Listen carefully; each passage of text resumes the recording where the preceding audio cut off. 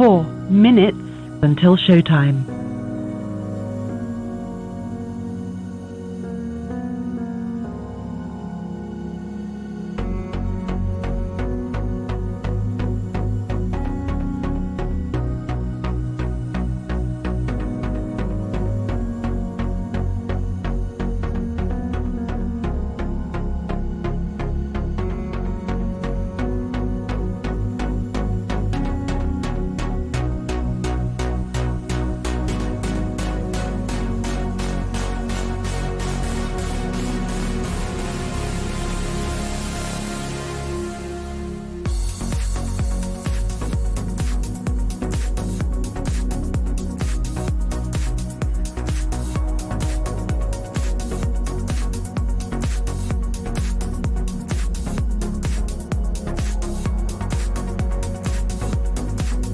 Three minutes until showtime.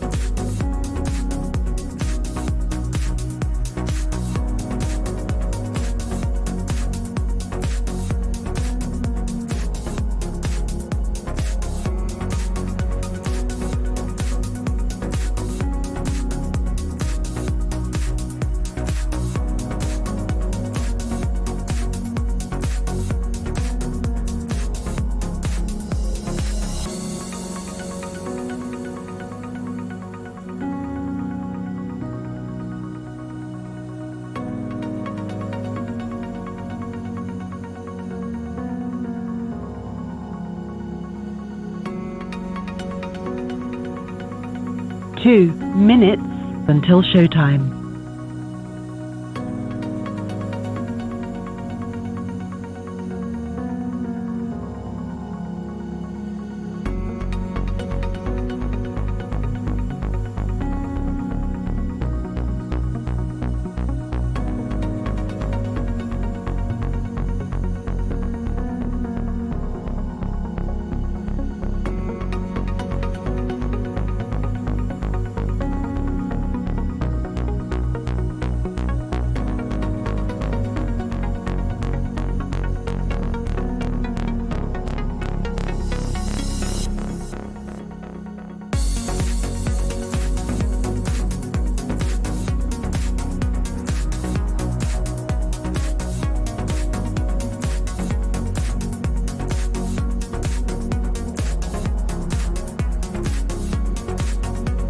One minute until showtime.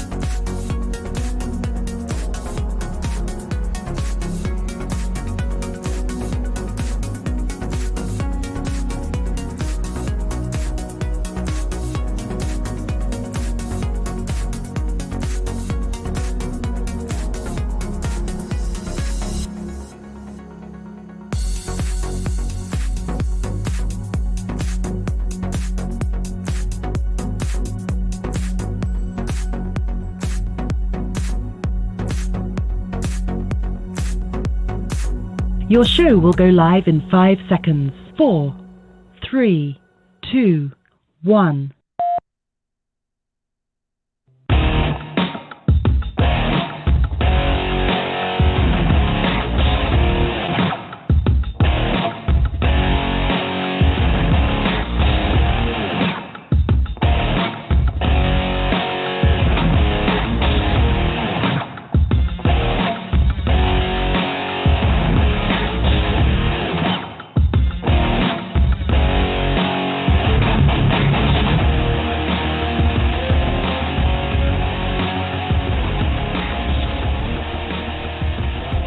And welcome to Liberal Dan Radio, Talk from the Left, that's right.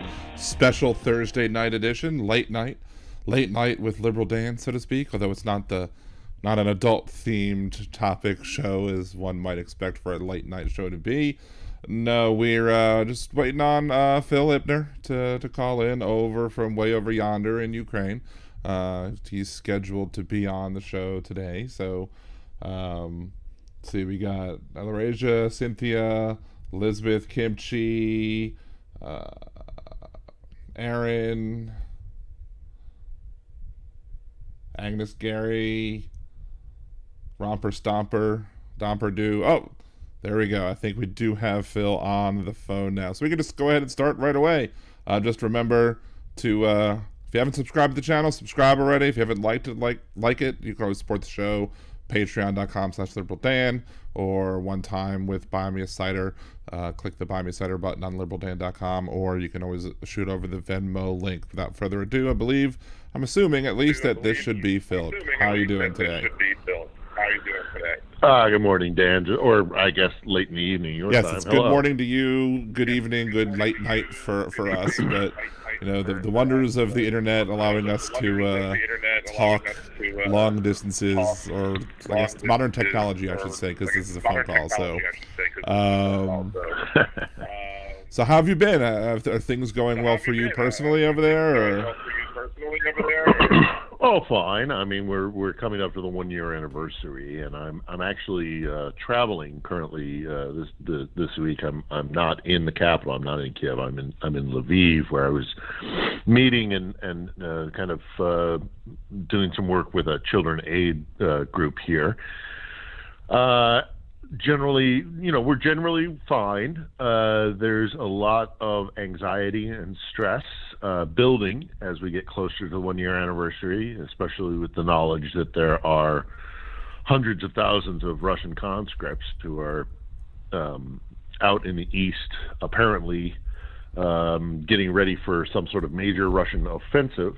Right. That is expected not only to be on the battlefield, but also we anticipate some sort of missile strikes and coordinated attacks at some point. Right. Now, whether or not that happens, we don't know. But what we do know is that the Russians have a history and a modus operandi of using symbolic methodology to attack. So they do things like whenever, for example, I'll point to the incident in Odessa when the Ukrainians struck an oil platform that was being used as a naval marine staging area, and they struck it. Right. And in response, the Russians sent a hypersonic missile. It was a kind of a, if you're going to do that, we're going to do this. Right. Or, they will use an attack as a way of messaging. And so lots of people are thinking that the 24th, which is swiftly coming up on us, is going to be a moment where the Russians are going to do some sort of attack to mark that anniversary. Yeah, and some of the things I've read in preparing for the show is that there's Iran, I guess Russia's using some Iran drones, and they've modified their warheads to try and inflict maximum damage on infrastructure targets. And of course, as we've seen, it probably is not just going to be infrastructure targets, considering that Russia has already been targeting civilian targets, civilian buildings as well. So that, I'm sure, will be used in their statement attack, so to speak. Yeah. Well, yes. There are the drones, the drone threat. There's also the threat that the Russians might get some more missiles, some kind of Scud-size missiles, the Iskander-size missiles. They might launch at cities around Ukraine. You're right. They haven't been successful in their knocking out of the power grid or civilian infrastructure. Now, much of that is down to the Ukrainians being really very diligent and quick in fixing their power grid whenever it does get hit, and also their air defense capabilities are really quite significant, clearly, because they're able to knock out a lot of this stuff before it arrives. and then also thankfully we've had a relatively mild winter. Now we're not completely through with winter, but this has been a very mild winter by comparison. So the stress on the power and the heating hasn't been nearly as bad as it could have been if the winter had been harsher.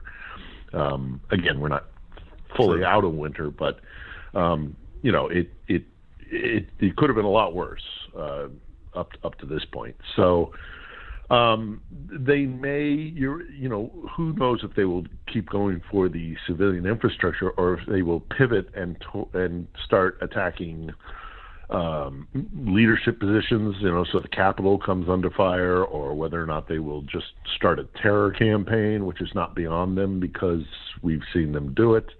The attack on New Year's Eve, for example, which is a huge holiday in the post-Soviet era because the Soviets tried to destroy everything religious, so they took all the trappings of Christmas and lumped it into New Year's Eve. And to attack on New Year's Eve in the way they did, which was, and I was in Kiev on that day, was a terror attack. It was a terror attack. There's just there was no reason for what they did except to send a message that you think you're going to have a nice New Year's Eve. Well, you're not. We're going to bomb you. And the surprising thing is simply that I could see a terror you have the situation where like conservatives over here in America are trying to say that Zelensky is like anti-religion and that he's closing churches or whatever, when in reality it's Russia that's the one that's guilty of doing the horrible things in terms of attacking people's religion and religious beliefs. Yeah, I'm glad you brought that up, Dan, because it's also, I think listeners should also be aware, and we could really go into the weeds about this and talk about the various Orthodox churches and the divisions between Ukrainian Orthodox and Russian Orthodox, but it's important also to recognize that the Russian Orthodox Church, led by Patriarch Kirill in Moscow, Kirill was a KGB agent. Right. It's the Russian Orthodox Church is not simply a church. It's an organ of state power. And so there are all these reports of the intelligence services raiding Russian Orthodox churches and finding money, finding propaganda, finding stuff to support the separatist movements in the Donbass.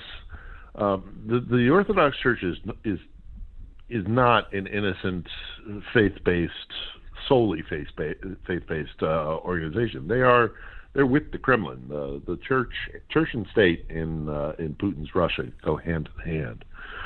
So I have heard those criticisms. I've heard the attacks by the conservative religious right in the States, not fully understanding that the Russian Orthodox Church pushes the Kremlin and pushes Kremlin talking points and supports, and doesn't just do it in terms of supporting the separatist movements in Ukraine, but actively supporting them with money and propaganda and all that kind of stuff. So it's not as simple as just Zelensky's attacking religion. The man is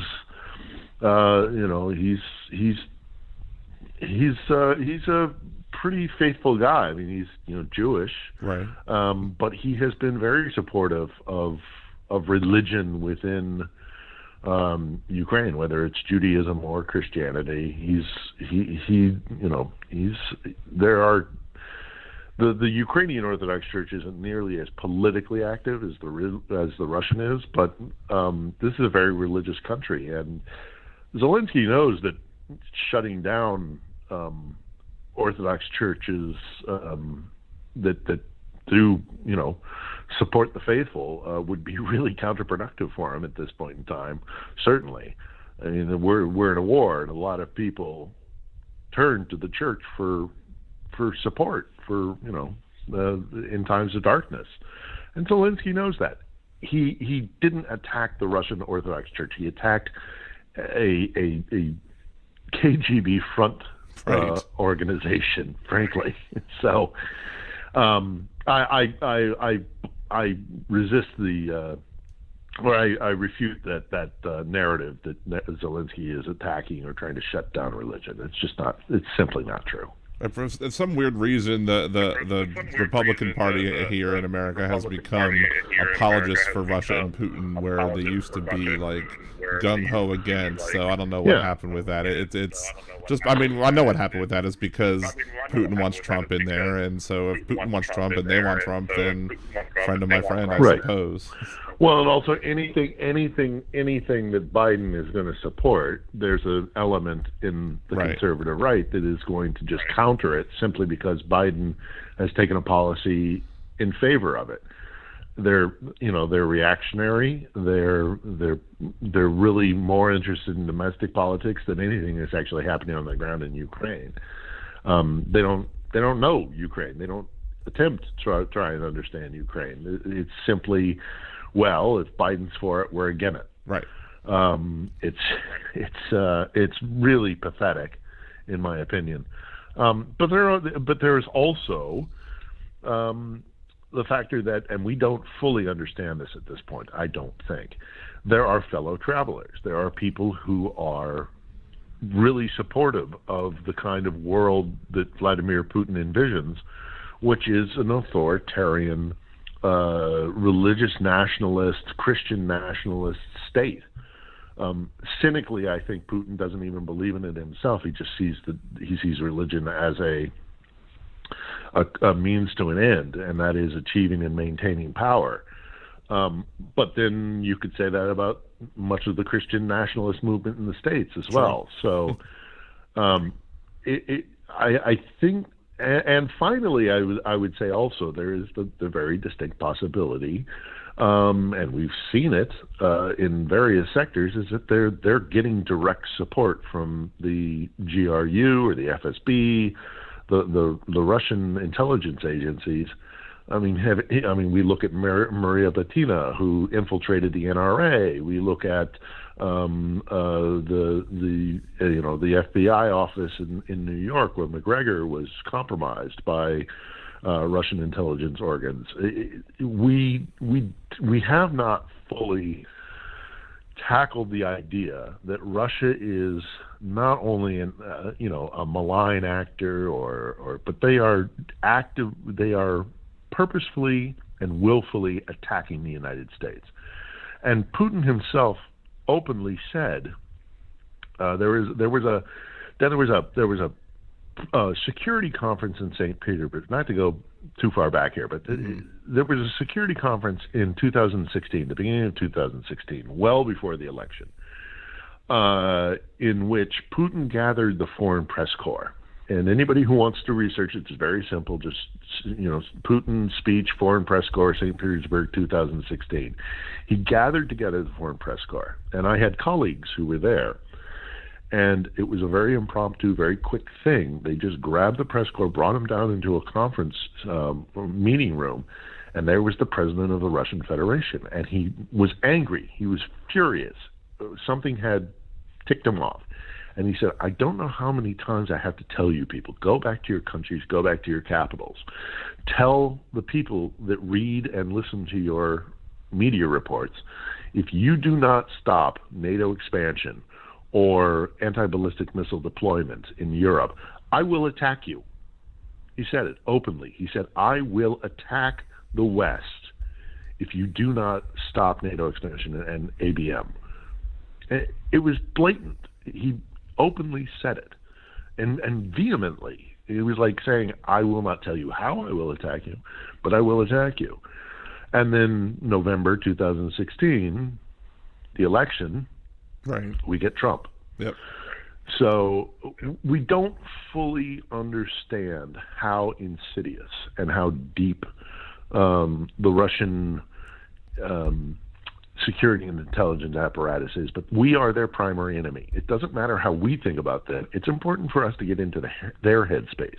And their headspace is America, as the head of the NATO alliance, is our primary enemy, and we must do everything that we can to undermine them.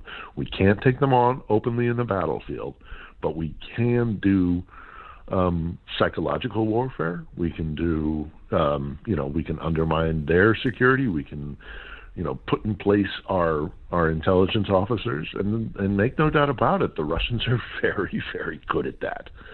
They hit. I would say they hit above their weight, but they don't. They're actually they've cultivated this weapon of theirs to be a really precise, dangerous threat, and they mean us harm. The Russian state means the United States harm. Do not make any doubt about it. Right. It's not about what we do. That's a default position for them.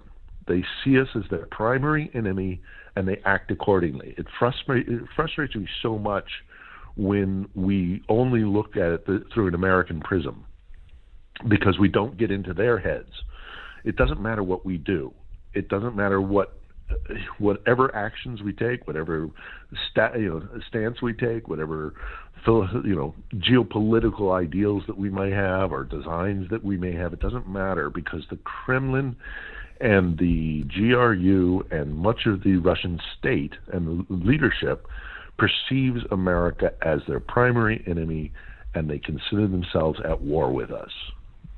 They think they're at war with us, and this has been going on for well before the February invasion of this year, last year now,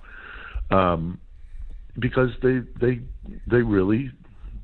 come to the conclusion that they're at war with us, and they're attacking, and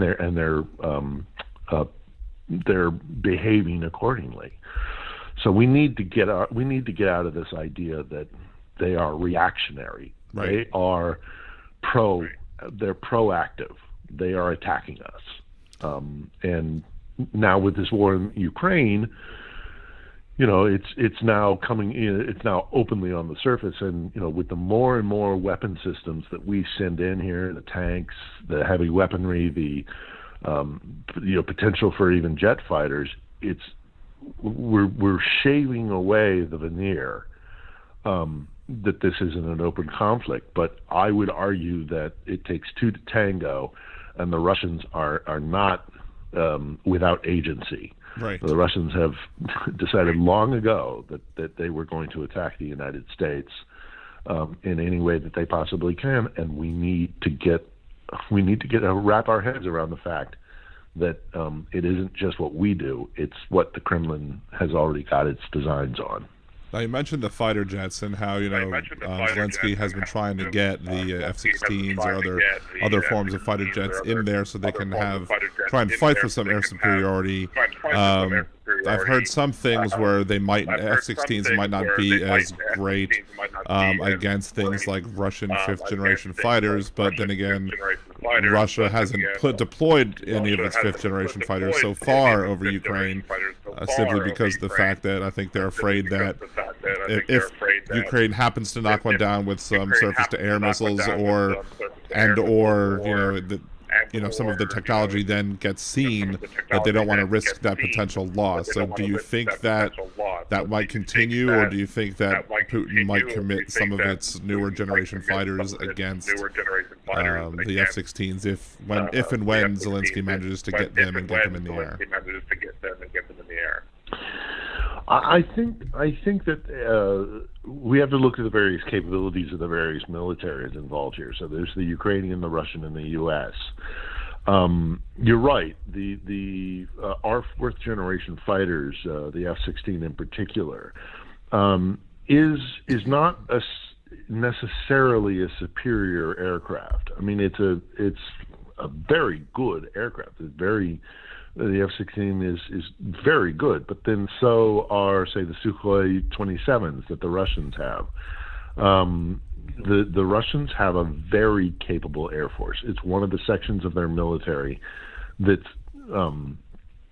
pretty impressive. Their fighter jet program is significant. And you're right, maybe they don't deploy it because now we're talking about the Ukrainian military. The Ukrainians have, as I mentioned earlier, very strong air defense capability.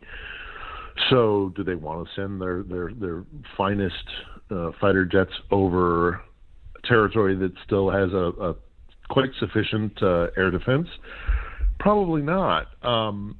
But if the F-16 were to come into play, would that force their hand? I don't know. Zelensky, I don't think, is calling for the fourth generation fighters for air combat. We're not going to see dogfights over Ukraine, I don't think. Of course, it's entirely possible that we would. But Zelensky wants the F-16s primarily for an offensive capability in kind of close air support.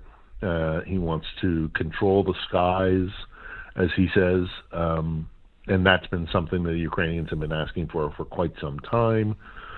But, what's amazing is that we are now almost at the one-year anniversary, and Russia doesn't have air superiority here, which is something the United States and NATO doctrine dictates we do from the very, very beginning of any kind of conflict. The F-16, it's an interesting quandary. It really we'll see what happens. The Poles have said that they would be willing to send in their F-16s that have been bought or granted to them by NATO. There's open talks of training Ukrainian pilots on NATO F-16s or fourth generation stuff, both in Poland and now in Great Britain, following Zelensky's visit this week. It's another asset that the Ukrainians are going to ask for everything that they can possibly get. Let's just establish that from the beginning here. They're going to ask for everything because this is an existential battle for them. If they lose this fight, they lose sovereignty for God knows how long. If ever. This could be. This is a colonial power grab by Russia. Russia is trying to reexert its imperial might. This goes back to Taras Shevchenko in the 19th century. This goes back to the anti-Ukrainian language laws that the Tsars imposed in the 19th century. This is not about NATO or denazification. This is an existential threat for Ukraine. So they're going to ask for every single piece of kit that they can get their hands on. And it's the thing of, ask for everything that you can get your hands on, and if you get, 70% of it, you go to war with the 70% that you've been granted. So they're going to ask for F-16s, they're going to ask for Abrams, they're going to ask for Leopards, they're going to ask for Patriot missile systems, and the West has to decide, and in many ways I think they've already decided,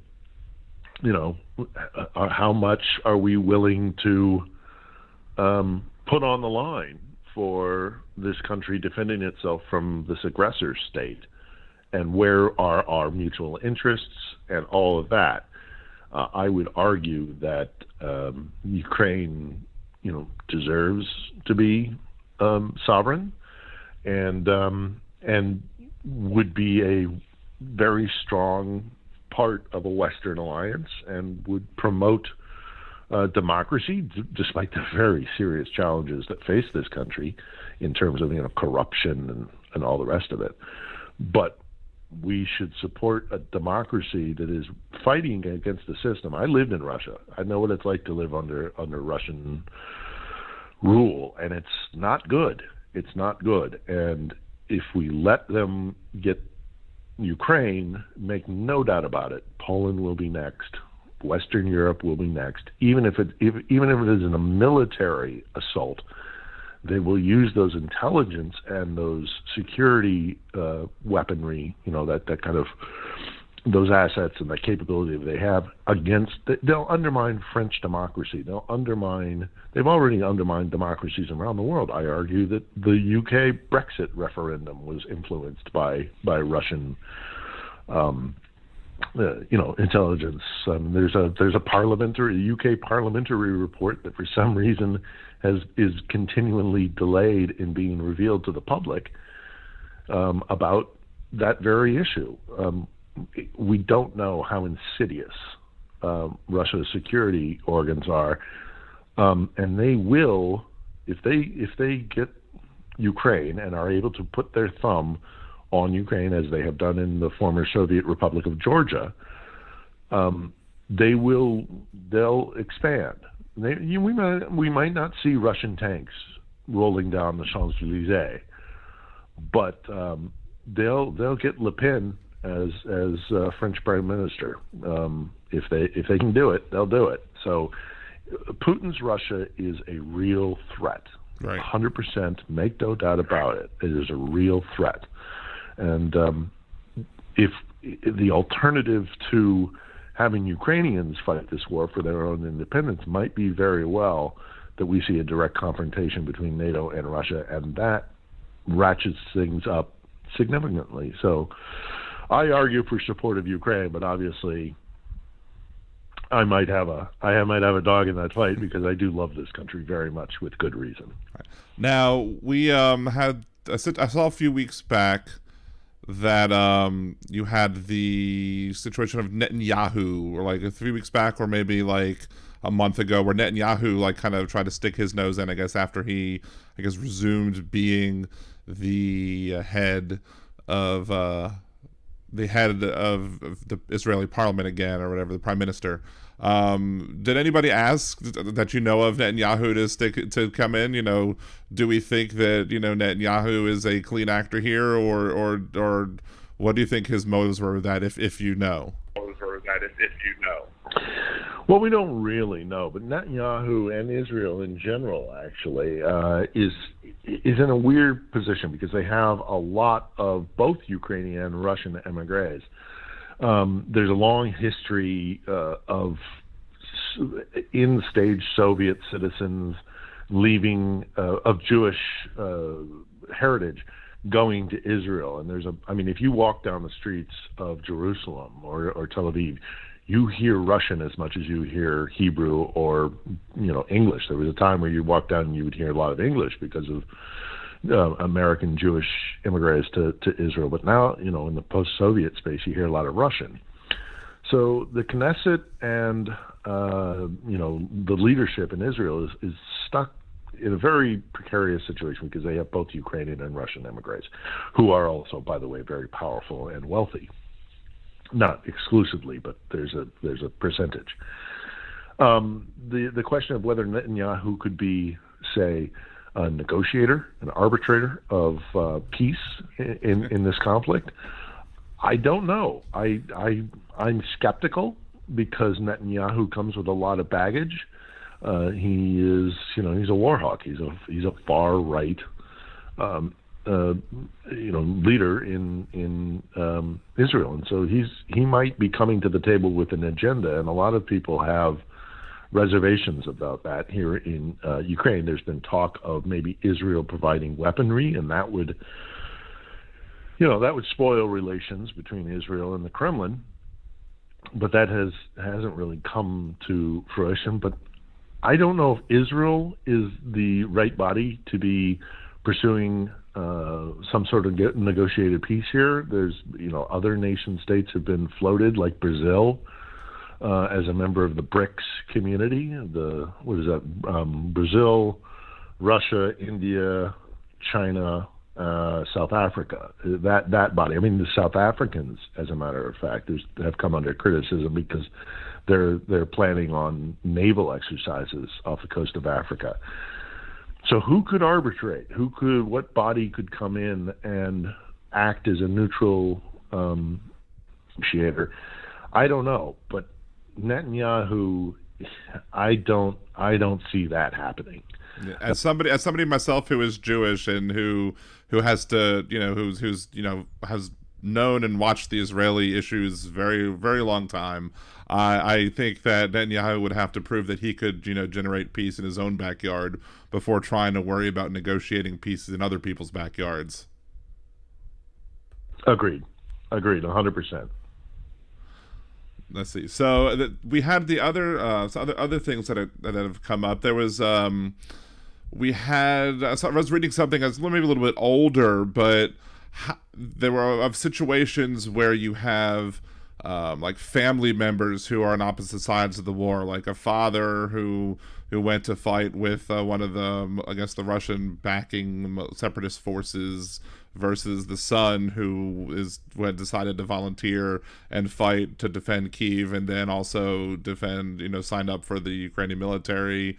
You have one of the people in the chat brought up the fact that you have people who are here who are Russia from Ukraine, but have kind of get the Russia background or whatever, and who don't necessarily believe that what's going on. And like, for example, this father-son article that I read, the son was saying, look, Russia is attacking these civilian targets, and the dad's like, no, they're not, you're lying. And he's like, I've seen it, and he's like, no, that's just propaganda. And like, a lot of people following a lot of these news things believing it. And do you see a lot of that over there, of people where you have these divided families? Is that a thing that happens a lot, or is that just kind of a sensationalized thing that the media's kind of do to be like, oh, there's families fighting on both sides, almost like brother versus brother in the Civil War, where you had like some cases of that? Yeah, I want to be very careful when I talk about this, because I don't want to support the narrative coming out of Moscow that this is a civil war, because you got to get your head around the fact that that it's not. Moscow sees Ukraine. Moscow sees Ukraine as part of its empire, and so much like, say, the British in Ireland, when Irish nationalism and the pursuit of a independent, free Irish republic. London was under the impression of like, well, no, you're part of us. We are you. You are us. This is So that idea is so anathema to Moscow and Moscow's mentality that they would consider this in many ways a civil war. It is not. Ukraine has a separate history. It has a separate cultural identity. It has a separate language. There's all sorts of differences between Ukraine. Ukraine knows that it's European. Russia doesn't know if it's Western or Eastern or what it is. And those are distinct differences. So I don't want to go down the road or give support to the idea that there's some kind of civil war. What I equate this with, Dan, is a marriage. There has been a forced marriage between Ukraine and Russia for centuries. And now, to go into the roles of wife and husband, the battered wife in the role of Ukraine, or Ukraine in the role of the battered wife, has packed her bags, and she has got one foot out the door, and Russia and there's a boyfriend in the form of NATO who's out there, and Russia has taken the the abused wife and is beating her around the neck, saying, "I'm going to teach you how to love me again." But also, let's keep in mind that this marriage has existed for centuries, and the relationship is such that there's a lot of cross pollination, I guess I would say. Yes, you see people in Russia calling their Ukrainian relatives, and their Ukrainian relatives are saying, we're being bombed, and they're saying, no, it's not true. That's all propaganda. And the Ukrainians, literally, I've spoken to Ukrainians who said, I put my phone out the window so they could hear the bombing, and even then they stuck their heads in the sand. Now, when it comes to the separatists out in the Donbass, that gets a little bit more tricky, because there are people who support being in alignment with Moscow. I've been out to Donbass. Donbass is very odd. It's not that they want to be part of Russia. They don't want to be. They kind of, what the equivalency in the United States might be the kind of Appalachian, the folks up in the mountains in the holler who, just leave us alone. We don't want to be part of any federal government. Just let us be. That kind of mentality. The Donbass is as much against Moscow's dominance as they are Kiev's. They want to be their own thing. But yes, there are those who will fight against the authority of Kiev out in Donbass. Whether or not that means they're pro-Moscow or not is debatable, but there are a lot of interests and a lot of history here. This is Dan, you got this part of Europe is steeped in blood. It is soaked in blood of generations and centuries of cross traffic of various empires using this stretch of land, the stretch of land between the Baltic, the Adriatic, and the Black Sea. That little triangle, that has been some of the most contested territory in the world. It's densely populated. It's Europe, the demographics of Europe. People bump up against one another and they fight. And this part of Europe is soaked in blood and has history that is so dense. I've been studying it for 25 years, and I only still feel like I've scratched the surface. There's a lot of history here, and a lot of alliances, and a lot of motivations. But part of this war is actually trying to draw that history to maybe not a close. People are always going to live with that history, but come to a place where we don't fight over this territory anymore, and it's going to hopefully turn a major chapter in European history. But there's a lot of blood and a lot of history here that contributes to what motivates people. So it's a roundabout way of saying it's messy. Now, earlier in the conversation, we were talking about how the Russians may very well try and do a symbolic type of attack when it comes to, the anniversary of the year anniversary of their first attacks in here, official attacks in here, because they've been messing around with it for years, right? But the do you think that is Bakhmut going to be part of that, or is that something that's separate? No, I think Bakhmut will definitely be part of it.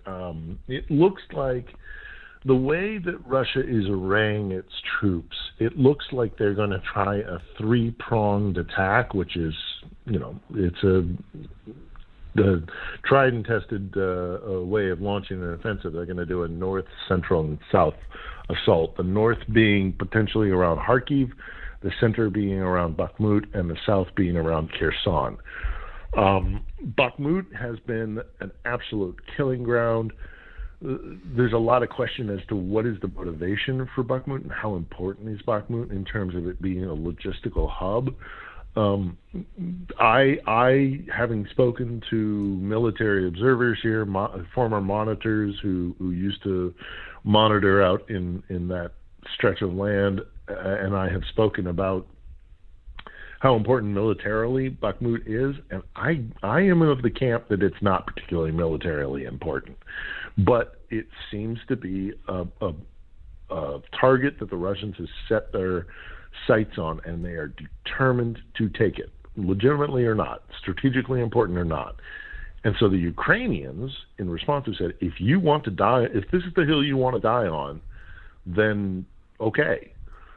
And it gets to this kind of existential thought experiment of like, well, so now are the Ukrainians locked into Bakhmut as well? Or is this now, for right or wrong, strategically, this has become a hammer and anvil kind of situation, and either the hammer's going to break or the anvil's going to break. You strike a hammer against an anvil long enough, the anvil will break. So does Russia really need to seize Bakhmut, or have they just got the bit between their teeth and they're determined to take it? There's also talk, of course, that Prigozhin, the head of the Wagner Group, is trying to get it as a trophy to take back to Moscow. But one way or the other, both sides are locked in Bakhmut. And as I say, the Ukrainians, for whatever reason, the Russians are determined to take Bakhmut.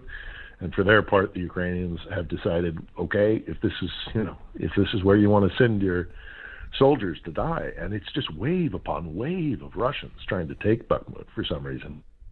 And so the Ukrainians are killing wave upon wave of Russians. And, Bakhmut's a very sad, tragic, and disturbing on so many different levels battle, but it has become a major battle. Now, look, Dan, going back to the beginning of this war, so we're almost to the 1-year anniversary. Look on years of retrospective. They did the same thing in Mariupol. Months and months and months of trying to take Mariupol, and the Ukrainians dug in, and they delayed Russian advances. Russia could have encircled Mariupol and then moved westward, but they didn't. They were determined to take Mariupol, and the Ukrainians made them do it at a very high cost, not only to the battle in Mariupol itself. It stymied the advance of the Russians because they became fixated on it. So in many ways, we're seeing that in Bakhmut as well.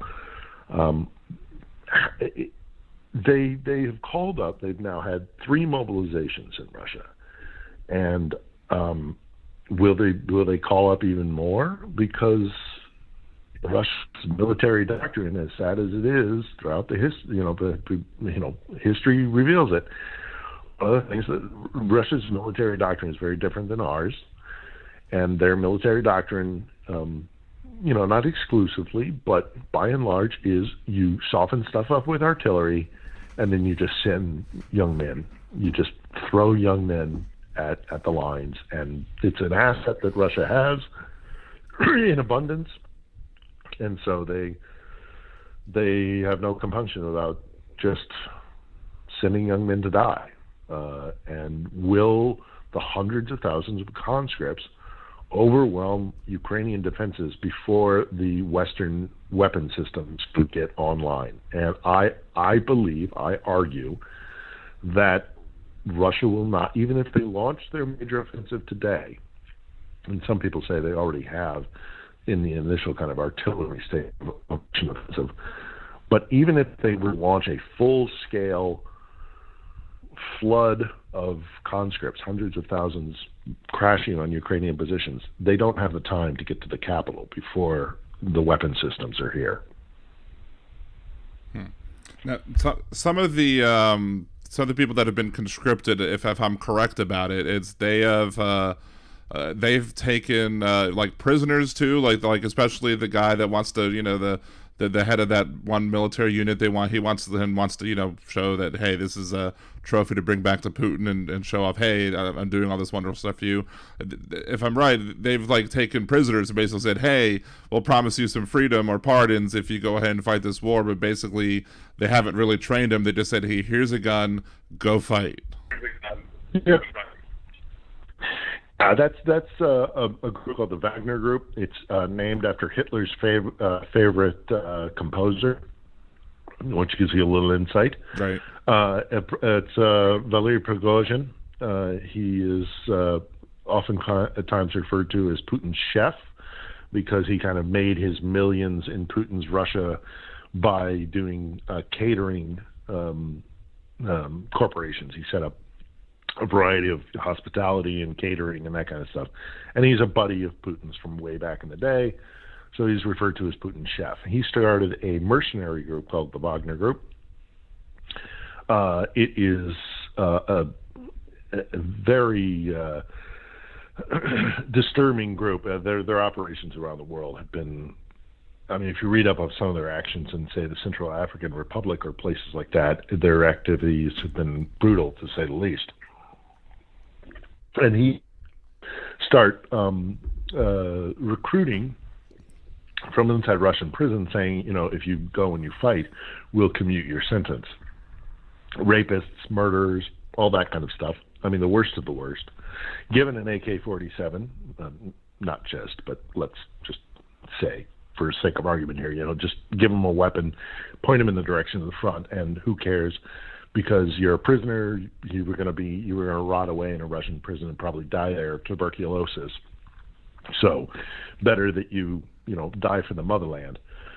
And even that, actually, when you get captured, guys from the Wagner Group will say, if we'd known what it was like here, we would have stayed in prison. And Prigozhin has officially said that he's going to cancel that program. He is no longer going to be taking from prisons, but it still reveals where Russia's mindset is, and the Wagner Group in particular, but Russia by and large, they just any kid, or well, not just kid, but any man that can carry a weapon, just throw them in a position. So there's one other quick thing about the Wagner Group I want to mention, and also trying to understand, there in Russia, there is an organized crime culture. There's an entire subculture within Russia that has an organized crime mentality similar to, like, I would say the Yakuza, although I'm not an expert on Japan or the Yakuza, but from what I understand or the triads in China, or maybe even to a certain extent the Mafia or the Cosa Nostra in Sicily. It's an entire substrata. It's an entire culture in Russia where there is a command structure. So, the kind of what they call the roof, the Krisha, the guy who takes care of everybody else, and then it kind of goes down the hierarchy within the criminal organized crime family. Those guys will follow what their criminal overlord tells them what to do. So there's I'm sure a strata of that was sent to the front lines. The other final thing to say about that kind of aspect of this war is that indeed some of those guys did come to Ukraine, fight for, I believe it was a 9-month contract, and then they got sent back to Russia. So I don't see any potential risk in giving a bunch of rapists and murderers wartime experience and then send them back to a tiny village in Russia. I don't see where there would be a problem with that whatsoever. I mean, come on.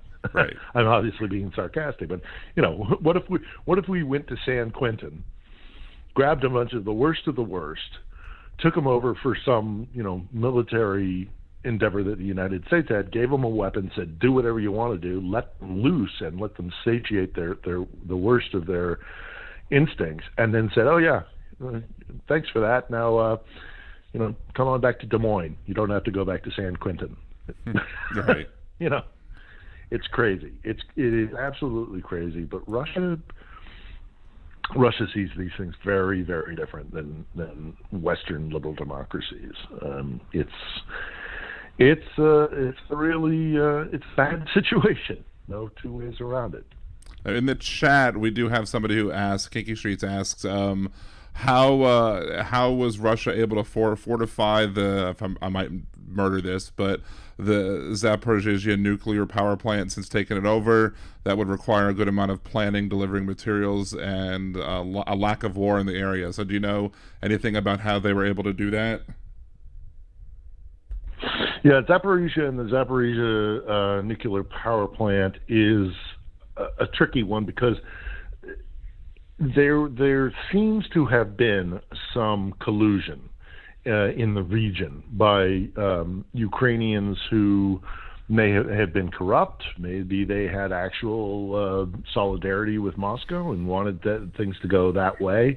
But one way or the other, the region was compromised.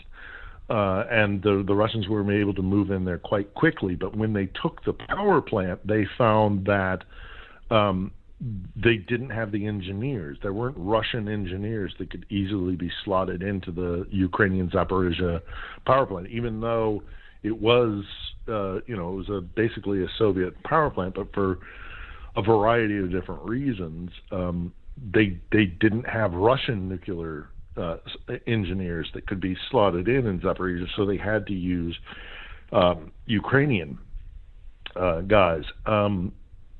Zaporizhzhia is still a very troubling and tricky situation.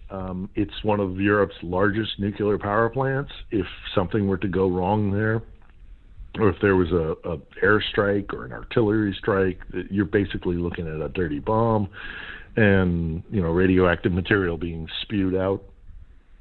It's still highly contested. It's still it's a delicate situation, and as this offensive Well, whatever happens, the offensive on the Russian side or the counteroffensive on the Ukrainian side, when it comes to Zaporizhia, it's going to have to be handled with extreme care. But I know people that go down there and they give.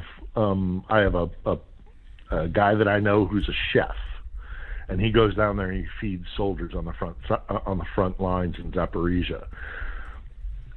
It seems to me, from what he tells me, going down there and spending time with the troops, that the power plant is a major consideration, but Zaporizhia is also a very active front line.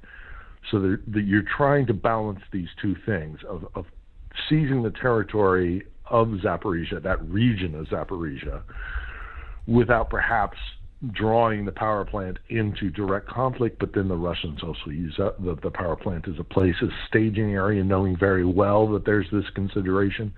They'll put tanks and stuff there to stage from, so the Ukrainians aren't going to blow up Zaporizhia power plant. That would be suicide. It would be a ridiculous thing for a country to explode a nuclear power plant on its own territory. It's tricky. I wish I had a better answer that would, say, well, this is a solution to that problem. But tragically, I don't, and that's a big problem. What do we do about Zaporizhia power plant? And the Ukrainians are going to try and seize back Zaporizhia Oblast, which is just a fancy Russian term for province, without directly drawing in that power plant, and that is going to be a very delicate thing that's going to have to be managed.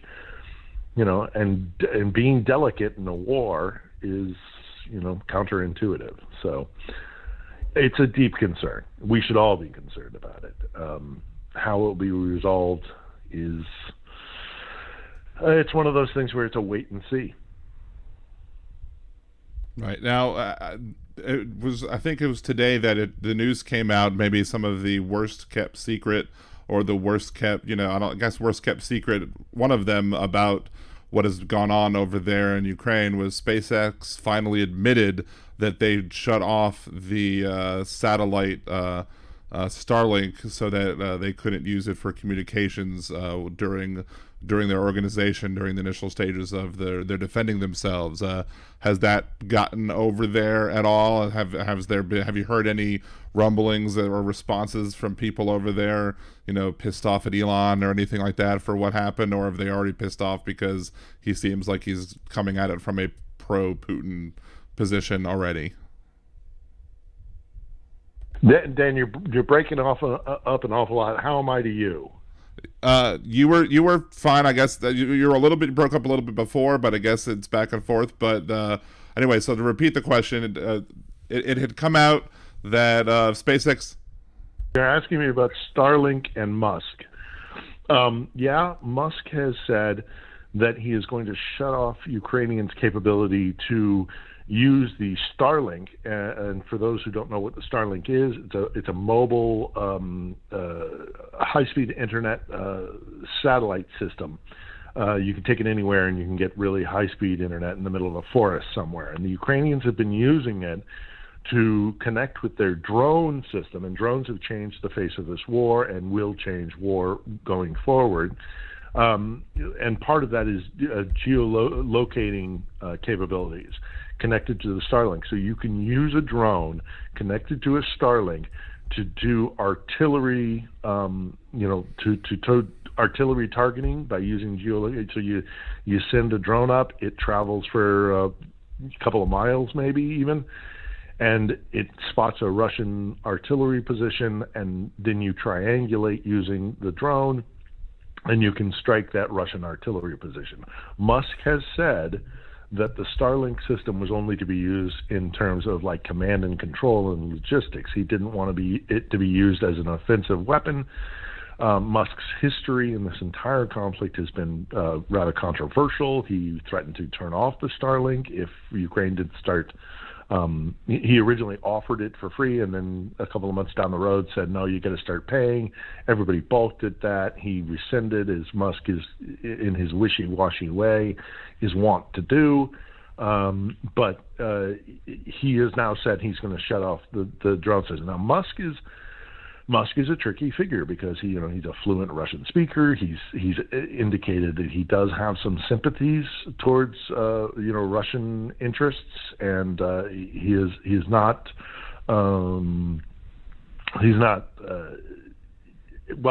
pro-Putin. He's not exactly anti-Putin. He doesn't recognize the threat from Putin or recognize him as a malign actor. But this is Musk. Musk is a very troubling individual with a disproportionate amount of power, in my opinion.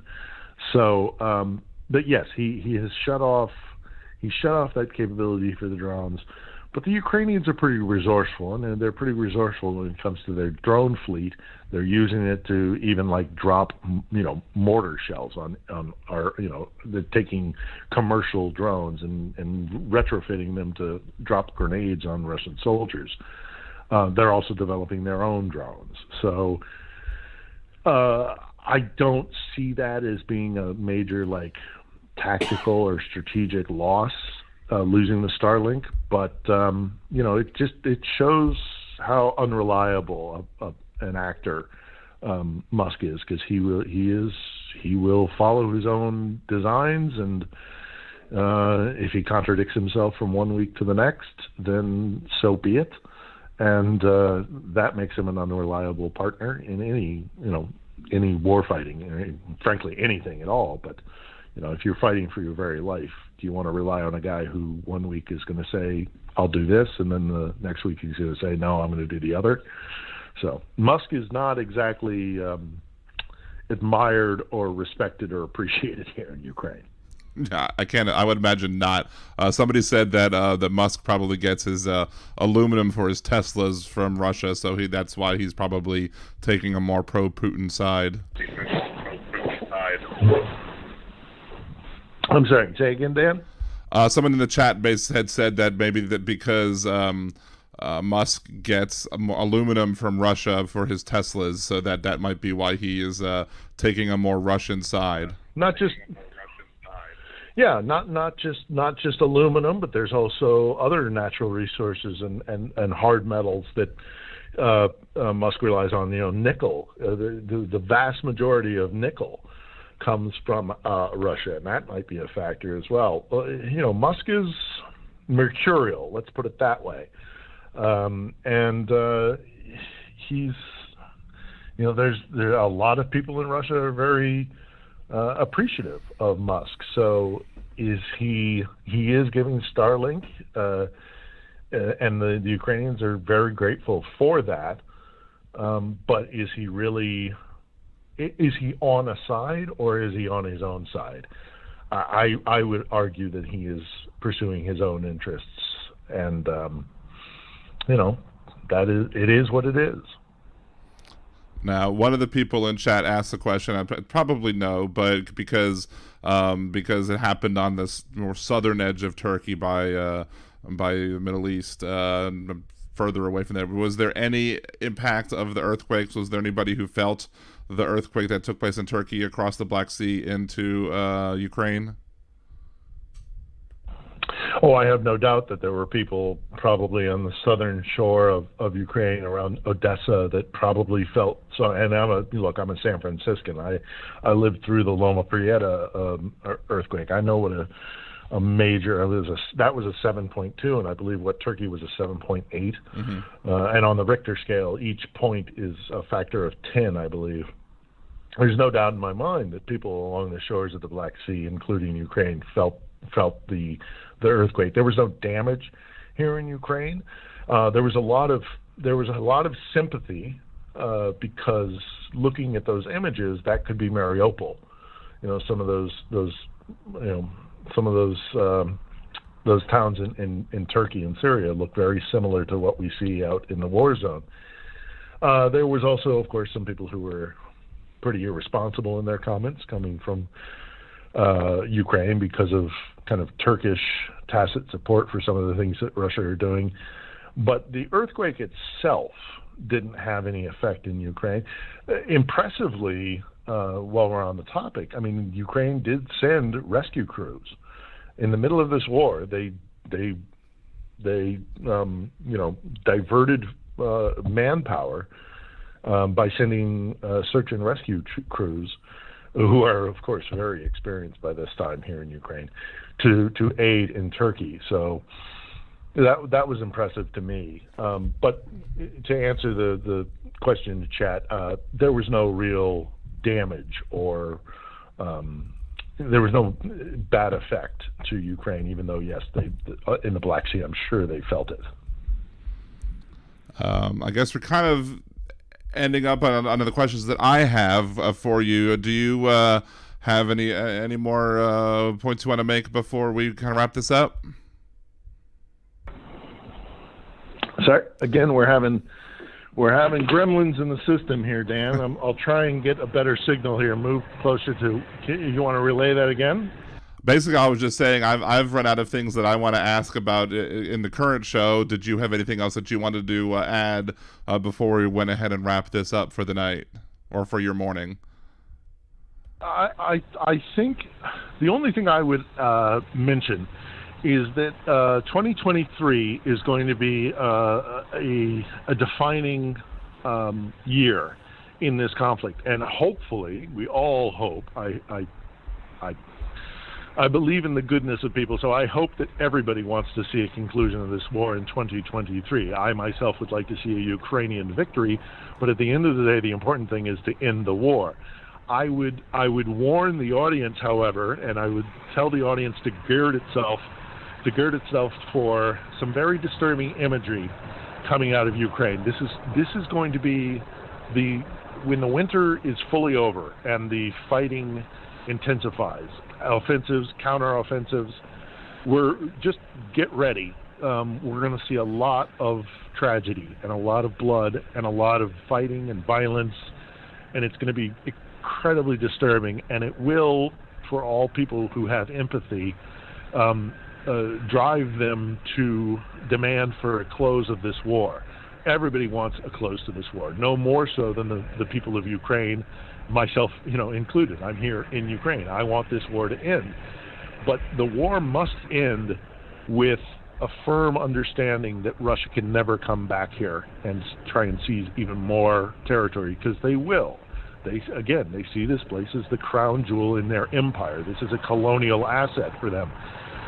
So when you see the disturbing images of the war to come in 2023, as much as it may motivate you to just say, shut it down, no matter what, let's just stop the fighting, everybody here in Ukraine wants that too. But they want a just peace, and they want a peace that can be sustained. And if Russia is not fully dissuaded of their aspirations to control this sovereign nation, they'll keep coming back. So as disturbing as this war is going to be in 2023, the Ukrainians are willing to fight the war and even lose all the people that they're going to lose if it means centuries and decades and centuries of freedom and being able to build their sovereign country. So I would just ask people to steel their resolve and stand with the Ukrainians, and hopefully through a victory, a longer, more sustainable peace can come. One can only hope. Well, I do want to thank you again for coming on the show. I'll definitely have you back sometime soon, maybe next month or two, around my my vacation schedule. I'm going to have a few weeks off here and there, so but definitely look forward to having you back again. I've shared your Twitter account link on the YouTube chat. And again, just stay safe over there, and I thank you for all it is that you're doing over here and for helping to educate the people over here about what's going on over there. Thank you, Dan. All the best. All right, you have a great, have a good day. All right, you have a great, have a good day. Thank you, Dan. Good night. All right, good night. All right, and that was Philip Ittner, thankfully showing up and being safe and being able to give us a very good education about what's going on over there in Ukraine. And again, we will have him back again at some point in the near future to give us updates. And shout out to Hal for having him on too, because I wouldn't have known about Phil if it wasn't for Hal. So and then that's how that connection was made as well. So I want to thank everybody for listening today, watching on the YouTube channel. If you haven't subscribed yet, please make sure to subscribe.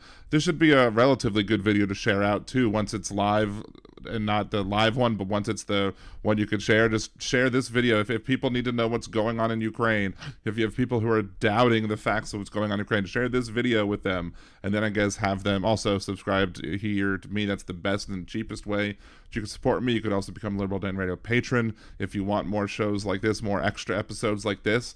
The best way to do it is to subscribe to the Patreon monthly, as low as $5. You could also buy me a cider. Click liberaldan.com, click the buy me a cider button, support me there, and of course you can Venmo me as well. Thank you everybody for joining me for this late night episode of Liberal Dan Radio, Talk from the Left, that's right. I will be doing a Twitch stream on Tuesday, twitch.tv/nerdydan.com, and Wednesday is the regularly scheduled show, which I think is going to be technically the last show of the month, because the next week I'll be on a cruise, and the week after is March 1st. So unless I happen to fit in a different show, but the regularly scheduled shows, next week is the last regularly scheduled one. So make sure to tune in there. Make sure to follow me all the different places I am. Liberal Dan Radio on Twitter, Facebook.com/LiberalDan, and Facebook.com/LiberalDanRadio. Subscribe to YouTube, share some videos. Anyway, thank you so much everybody for joining. Have a great night.